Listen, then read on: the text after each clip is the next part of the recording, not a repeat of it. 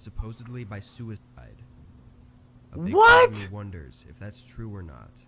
And although What? it's sad, a huge... What is going on, you guys? Welcome back to another episode of Big Wolf TV. Now I'm here with some more reaction videos for you today. Now today, we're reacting to 3 true Airbnb horror stories animated. Now this was uploaded by MJV Animations, but y'all already knew that. Now before we get into this video, man, I just want to say thank you guys so much. My last video got 396 views.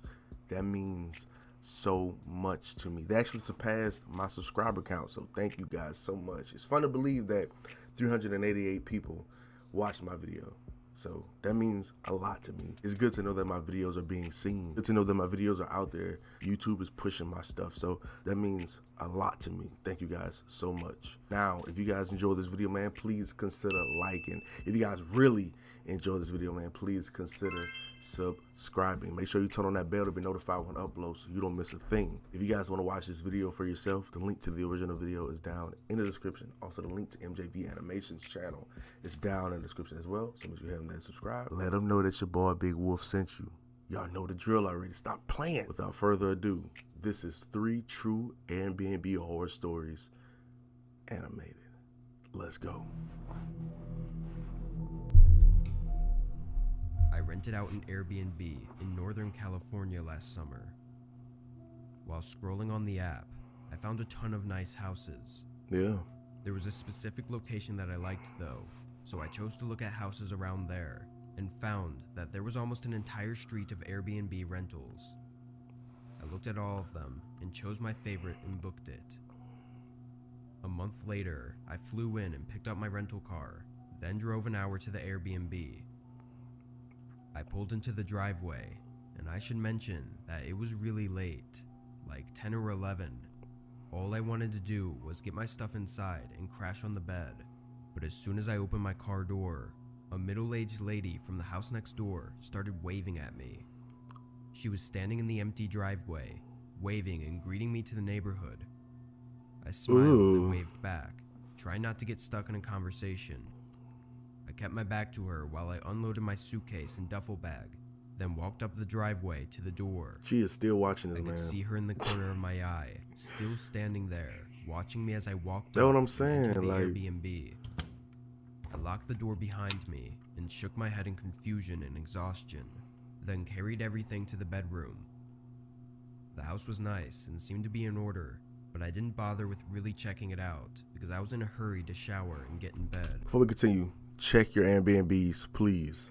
Also, bro, you did not need a whole house to yourself unless other people are coming. I'm just going to point that out first.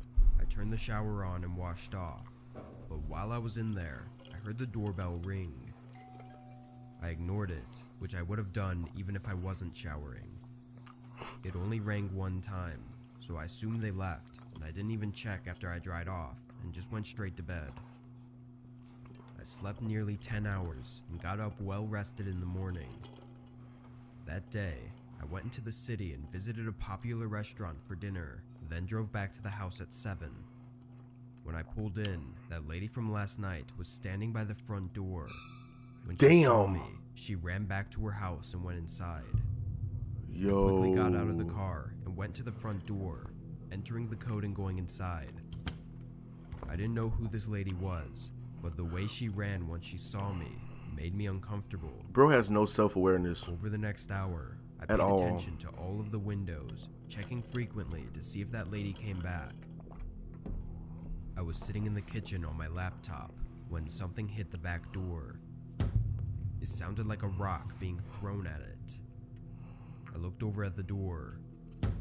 Again, a rock was thrown, hitting the back of the house this time. Are you gonna get up?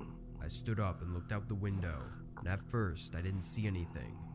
But then I looked closely, and in the dark field, I saw a small figure standing there. Yo. It knelt down, picked something up, then threw it right at the window I was at. He ain't flinch, I'm about to say. Until I realized it was probably that lady. I opened the back door and called out, telling them to go away. I could barely see their figure in the dark. They weren't moving though. I threatened to call the police, and they still didn't move. A creepy feeling rushed through me, and I slid the door shut. I wasn't sure if I actually wanted to call the police. I mean, if it was just some crazy lady, then I didn't really feel threatened. I decided to wait and see if she does anything else, and after a while, it seemed like she'd given up. 2 hours later, I went to bed. By then, I wasn't even thinking about the lady anymore. I woke up in the middle of the night though, hearing something.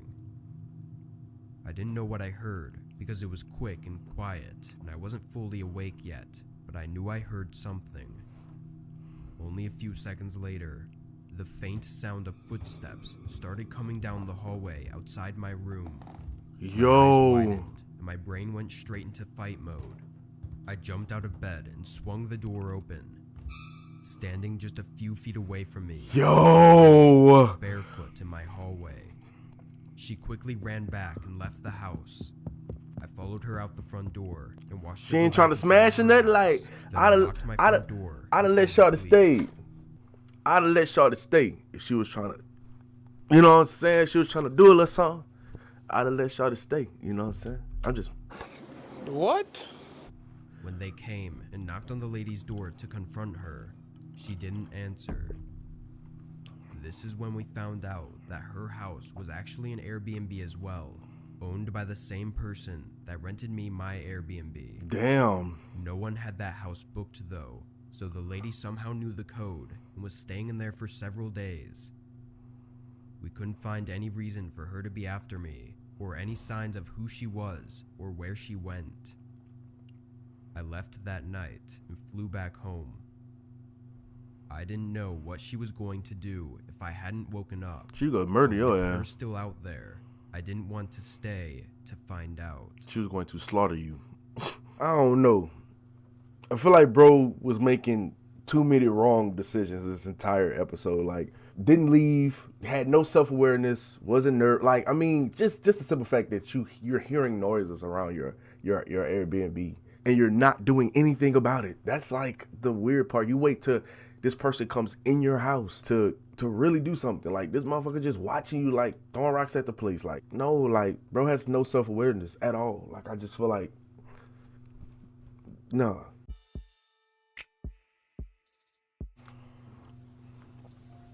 I turned 18 back in the 90s, and my uncle offered to rent out his summer home by the lake for me and my friends to have a nice spring break trip for the week. He frequently rented out this spot to friends and family, kind of like a family-only Airbnb at the time, and promised me when I was old enough that I could rent it out too. A little backstory on my uncle. He was extremely rich. He owned a few lounges in Vegas and LA with his buddy that were really big back in the day. He was really chill, but I only saw him a few times a year because he was usually in Vegas. But when I did, it was always a good time. My family and I lived in Pleasant Prairie, Wisconsin, while my uncle's lake house was in Antioch, Illinois, which wasn't too long of a drive as we were both by the border, so maybe 20 minutes. Damn, okay. My parents were hesitant Shout out to let me that. go, Shout out to that. And at the time, I thought it was because I was young and they didn't trust me. But after everything I discovered, I don't think that's what they were worried about. Ultimately, they let me go and said I could only bring 4 friends. I only really had 3, so it all worked out. Yeah. My best friend Tim came with me the night before my other 2 friends were supposed to show up to help me get everything together. My uncle's lake house wasn't big by any means, but it was really nice and even had a pool with a hot tub. He had a whole game room downstairs with pinball machines and a pool table. This house was everything I imagined when I thought of money. We got there around 5, and my uncle had been in town a few days ago to leave me the key inside the mailbox. I gave Tim a tour, and he was in awe at how much cool stuff my uncle had. I was really excited to show him the basement because that was my favorite part, but I noticed the door to the basement had a couple new locks on it, Damn. which I didn't think anything of. He did Unc have some hiding pretty something, expensive huh? stuff down there. Finding the keys to all the locks was really annoying though. When we finally got down there, I started showing him everything, until he mentioned a strange door in the corner that had a desk in front of it. We were both curious, So you I moved the opened it desk. to see what was Got it. inside. A few boxes were stacked in the corner, and against the wall stood 4 huge gun safes. Damn. The first thing out of Tim's mouth was, "What does someone need 4 gun safes for?" And I was thinking the same thing. My uncle doesn't hunt. He never has, at least from what I know, so it definitely wasn't for animals. Tim tried convincing me to look through the boxes, but although I was curious, I couldn't disrespect my uncle like that and invade his privacy. I felt as if we had seen way more But than you we didn't were already. supposed to. But you didn't already invaded privacy at that. You. I mean, even though the keys were around the house, but still at the same time, the door was obviously locked for a reason, and you went and unlocked it. Obviously, that's where all the cool stuff is. So maybe his uncle just had it locked, just to have it locked, just because he had expensive stuff down there, like he said. So when you get down there, you see there's a door there that has a desk in front of it. I mean, regardless if you're curious or not, I wouldn't have messed with it. You know what I'm saying? Then you go up in there, you see all these, that's when you start to mind your business. You know what I'm saying? Because at the end of the day, it's not your place, it's your uncle. So obviously your uncle does stuff there that you probably don't know about. You know what I mean? Skip to a few days later. Tim mentions the room to our other friends, and now that's all they can talk about. I open the door for them to show them the room, just to get them to shut up, but it just makes them go crazier, throwing out different theories of what's in the boxes in the gun safes. That's none of your how many business. Guns he has, or if there's bodies in there. By the end of that night, they were fully convinced he was a serial killer, but I knew my uncle, and he wasn't like that. But my friends pressured me to look in the boxes to make sure they weren't filled with license of missing people or anything. And if it wasn't for one of my friends being genuinely freaked out about the possibility of being in a killer's house, I probably wouldn't have looked, even though the curiosity was killing me too. I told him I'd take a peek, just to ease his mind. I opened the box and didn't see anything out of the ordinary. Some pipes and a box of cigars, but mainly a ton of letters. As I shuffled through them, I found my name on one of them. I kept digging and found not just my name, but my parents, my little sister, my aunt and her husband, and their children's names. Those are skulls. In my school, and my sister's school. And next to what the all hell? our names and info was how we would die. Some ways being more gruesome than others. By this time, I was fully invested. I'm looking at everything else in the box, and that's when I find multiple threatening letters addressed to my uncle, basically saying that if the person sending them letters doesn't receive the money, then various awful things are going to happen. There were due dates for the money to be sent, and dates of consequences if not sent by then. Damn, somebody old. Scary enough. I saw pictures of my oldest cousin walking around outside her campus with a description on the back of what would happen after they take her if they don't receive their share by whatever date. I put everything Wait, so the uncle owed money? My friends were in shock. They consoled me for the rest of the trip and assured me that if nothing bad had happened yet, then nothing will. Most of the dates on the letters were from many years ago, so I agreed with them. But in the back of my mind was this constant thought of my whole family's life being in my uncle's hand. You know what I'm saying? If he screws up, even by accident, we would all be paying the price for it. I told my dad when I got home, looking for some solace, but the only response I got was don't go through other people's things, and that was the end of it. Yeah. I lived in fear until 2013, when my uncle passed away, supposedly by suicide. A big part of me wonders if that's true or not. And although it was sad, a huge weight was lifted off my shoulders, and I'm sure the rest of my family felt that too. What the hold. We not about to just slide past there like this man, uncle ain't just, you know what I'm saying? What the fuck? That shit must have been true. His uncle probably really did owe some people money. He was hanging around in Vegas. A lot of creepy, shady stuff happened in Vegas. Whatever happens in Vegas stays in Vegas. I vacationed to Yukon, Canada in the fall of 2019. My youngest brother had planned to go with me, but had to cancel a couple weeks before due to work, so I went alone. I rented a cabin through Airbnb. It was remote, but That's a still nice had cabin. paved roads and wasn't too far from town. That's a real nice cabin. When I arrived, I got everything out of my truck and into the living room. It was already dark out, so I couldn't see much of the outside of the house, but the inside was nice. Damn. It was a simple cabin with cozy decorations in all of the rooms, What is but it with was y'all- already a little late. What is with y'all getting these big ass Airbnbs, bro? You don't need nothing but like a little small Airbnb for just one person. That's insane. The drive had me tired, so I left everything still packed and sat on the couch. I want to say it was around 7:30 or 8, Do as you and I will. was only on the couch for a few minutes before I heard a disturbing noise from someone out in front of the cabin. It was a person yelling, calling for help. The cabin was so far out, I didn't think anyone would be anywhere nearby, so I was already skeptical. I got up and looked through the front window in the living room. A man was standing outside by my truck, holding a Yo. hunting rifle and looking at the cabin. He didn't Yo. look hurt, so the only reason I could think that he'd need help was if he was lost. But I still didn't trust the man enough to interact with him while I was alone in a remote area. I pulled the curtain shut and stayed against the wall. Yeah. The leaves outside started crunching, approaching the front porch. Once the man was at the door, he stopped. I waited against the wall for a whole minute, and the man seemed to just be standing outside the front door. "Hey, I need some help," he called out. "Please, my friend needs a ride to the hospital." I thought about replying, Don't. but I didn't say anything Don't, because I wasn't confident don't. that he was telling the truth. He had a gun, and I had no way to protect myself if he was lying. Another minute passed, neither of us speaking. "I saw you pull in," Yo. he yelled, banging against the door. His tone became aggressive, Damn. which only deterred me even more Damn. from answering him. That was also just a strange thing to say. Why was he watching me when I pulled in 20 minutes ago? The man's footsteps started leaving the porch and going back in the direction of my truck.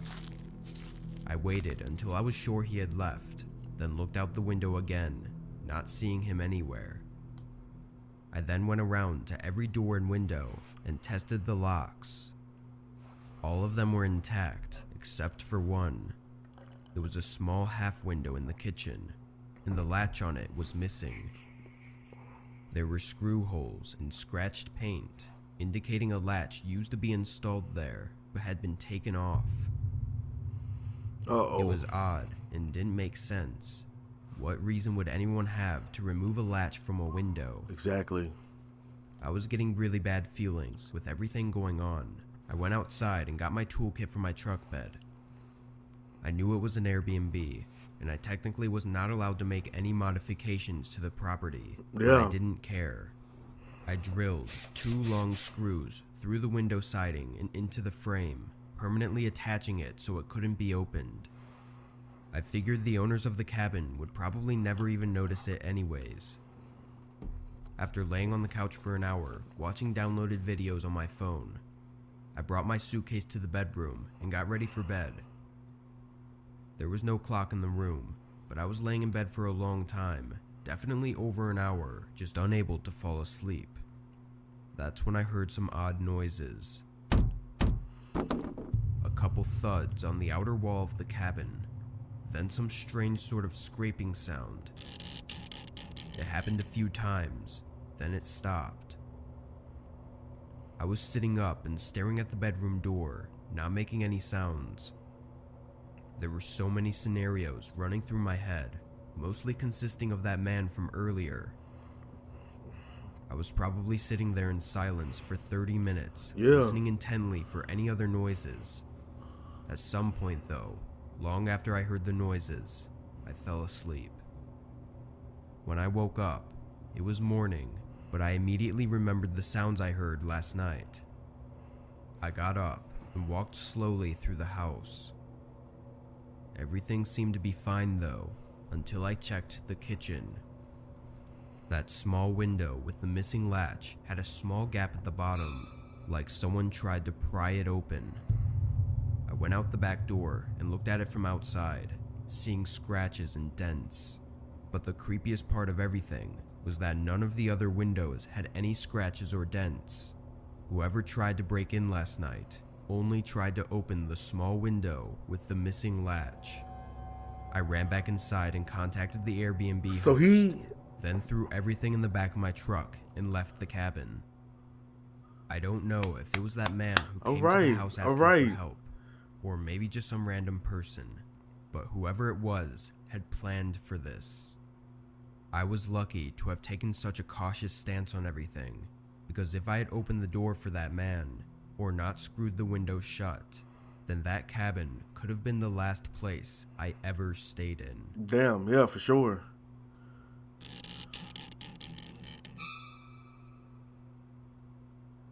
I like how bro decided to put screws into that latch again. Like he said, if he didn't do that, bro, that would have been the end of his shit. Like, I gotta give him credit. He was thinking ahead. He was very self-aware. Even though he wasn't reacting the way that I would assume someone like that would react, he was very self-aware. Like, he just did random shit. Like, he randomly put screws into that latch. Like, if he didn't do that, you know what I'm saying? But what still ain't sitting right with me is the fact that he rented that big ass cabin for just him. You know, I'm not saying you can't do that, but like, you know what I'm saying? That's too much. You know, just a little Airbnb would have did him justice. You know what I'm saying? All right, you guys. So that was 3 Airbnb horror stories animated.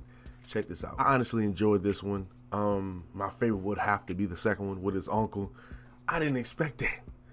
That has to be my favorite. The fact that his uncle, the fact that shit was true, like, that's what fucked me up. I thought maybe it was just his uncle being weird, maybe. First, I thought it was his uncle predicting their deaths. But as he went on to explain, it was like him owing somebody money. And then randomly, out of nowhere, his uncle committed suicide. That shit's crazy. That shit's crazy. That was like the craziest one I've seen like in a while. That shit was wild. You know what I'm saying? If I had to rate this video, I'm gonna have to rate it by like an 8 out of 10. The first one kind of threw me off a little bit. I feel like bro should have been a little more self-aware, a little more, you know, on it. You know, I feel like bro just, well, we'll figure it out in the morning. Like, the energy, bro, like, you gotta give some energy. You know what I mean? Like, I don't know, bro, wasn't, you know what I'm saying? Because, you know, I would have been, you know, I'd have been ready, like, yeah, you know what I mean? Listen, if you guys enjoyed this video, man, please consider liking. If you guys really enjoyed this video, man, please consider subscribing. Make sure you turn on that bell to be notified when I upload so you don't miss a thing. If you guys want to watch this video for yourself, the link to the original video is down in the description. Also, the link to MJV Animations' channel is down in the description as well. So make sure you go ahead there and subscribe. Let them know that your boy Big Wolf sent you. Let me know what you think about this video in the comment section below. If you guys want to put in a request for me to react to anything, just head down to the comment section and type out what you want me to react to. I'll get to it. I'll shout you out in that video. It's just that simple. Also, once again, thank you guys so much. Thank you so much for getting my video to 396 views. That means so much to me. So much to me. If you guys don't mind, make sure you follow me all on my social medias. It's been your boy Big Wolf TV. I'm going to catch y'all on the next one. Peace.